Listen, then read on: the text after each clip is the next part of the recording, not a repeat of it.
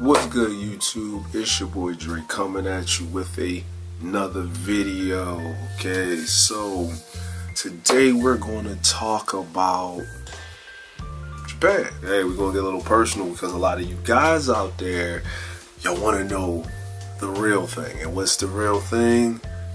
Dating. Okay, yeah, they call this weird thing called yellow fever. I don't even like that term. I think that term is derogatory. I think it's freaking stupid. Okay, but let's just get straight to it.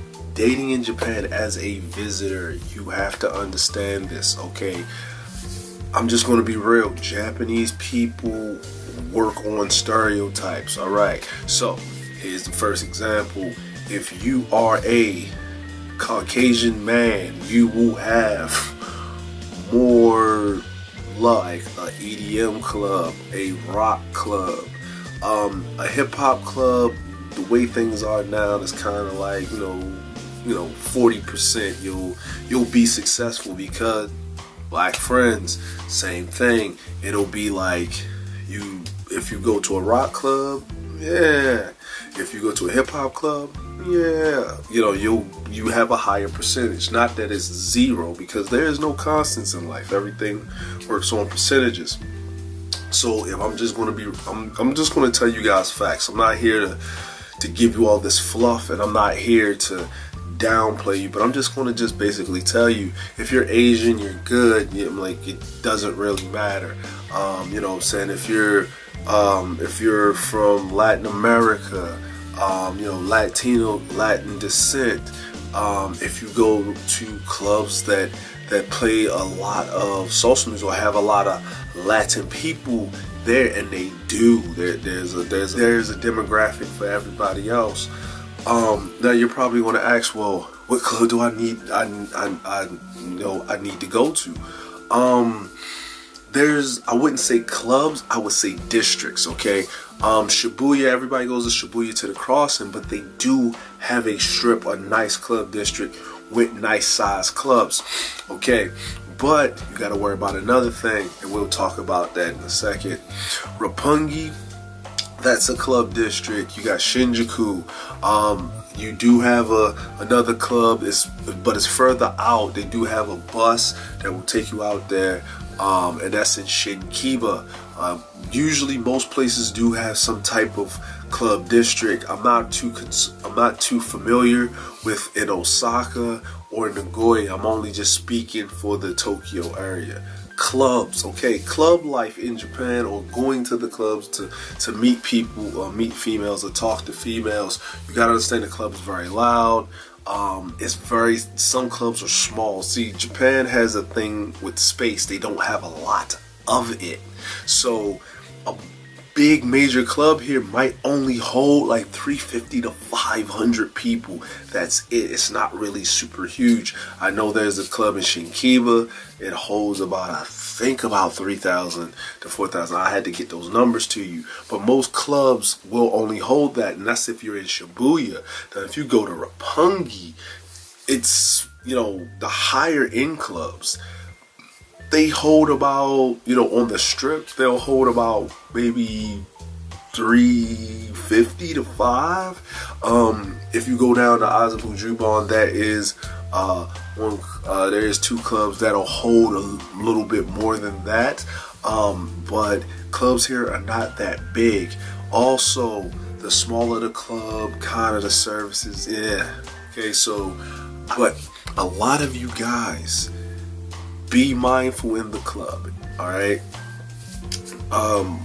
When you're talking to a female or something, and if you feel like this girl's coming up to you, she's talking to you, everything is nice, everything is good, she's like real pretty and everything like that, and she's cool, and fellas, you have to know yourself. If she's out of your league, she is, because in a lot of these clubs, they got what they call champagne girls, okay?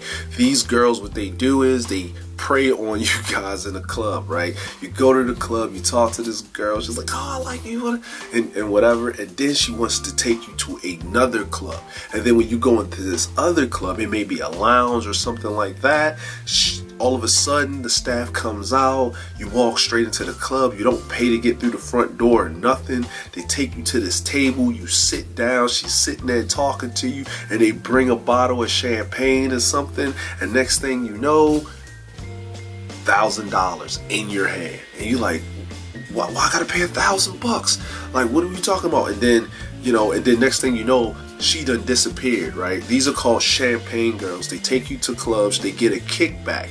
They go to regular clubs, or they go to, clubs in Mission. They go in these clubs, they walk around, they talk to these guys, because they're like, oh man, she's beautiful and whatever. And then they take you to these other clubs when, of course, you go to the club, it's loud here, I'm gonna go to this lounge, talk to the girl, maybe seal the deal. And next thing you know, they sealing your bank account.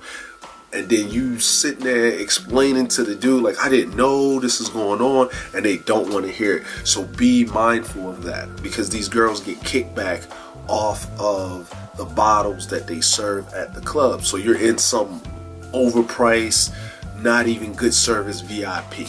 So be mindful of that, all right? Okay, give you another tidbit. Pay in cash. All right, pay in cash unless it's a really reputable club. What I'll do is I'll make another video about reputable clubs. Okay, reputable clubs. I'm in the promotional industry, as you can see on the back wall here. I do concerts and stuff like that. These are passes right here. Yeah, these are passes right here, and stuff like that.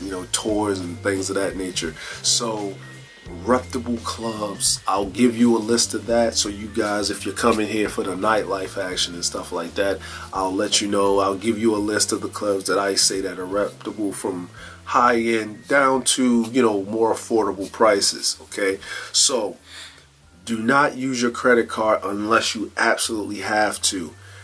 I have this rule. Here's the rule. If I'm buying drinks, if my friends are there, we have cash. We ask the club staff, or the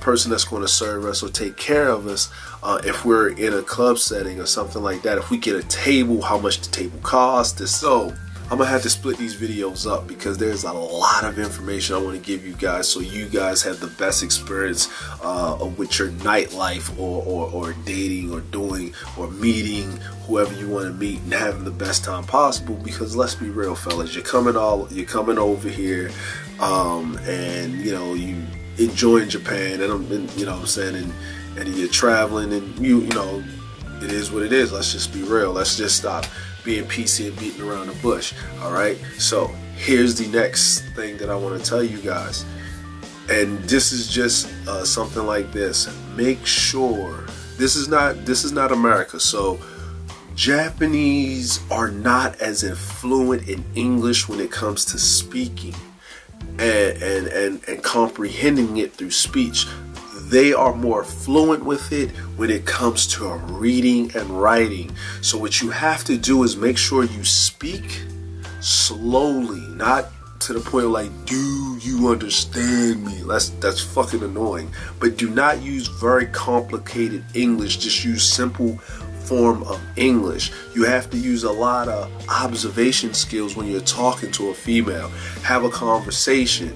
The pickup lines you used to use back in your home country with the females that are native to your home country, it's not going to work. I'm just going to be real with you. You have to have a regular conversation. Break it back down to elementary tactics.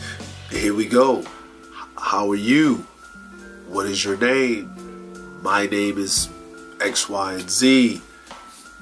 What do you like to do? Where do you work? How long have you been here? We just got here.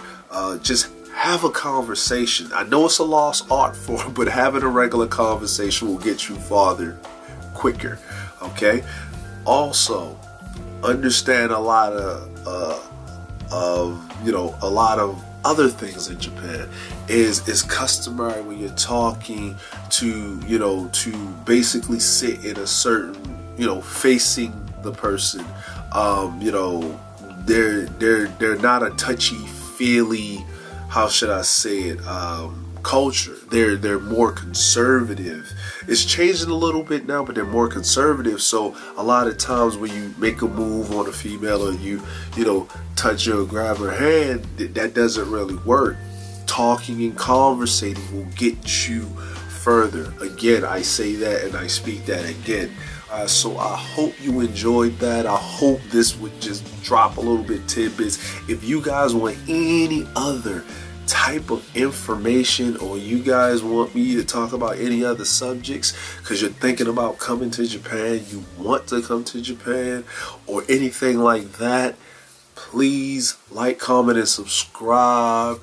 Drop the question in the comment section below. Also in the description, I will be dropping the Facebook group that we are building, and it's called Expat Creatives, and you can go ahead and join that group and post your questions and ask your questions. Also, you know, and it's about people that are traveling abroad or anything like that. And I have been other places other than Japan, but I've been in Japan for a while, so maybe some of that information that I know, I could just talk about my international travels and what's the difference about being in your home country and traveling abroad. Okay, so I hope you guys enjoy that. Like, comment, and subscribe. And it's your boy Dre, and I'm out.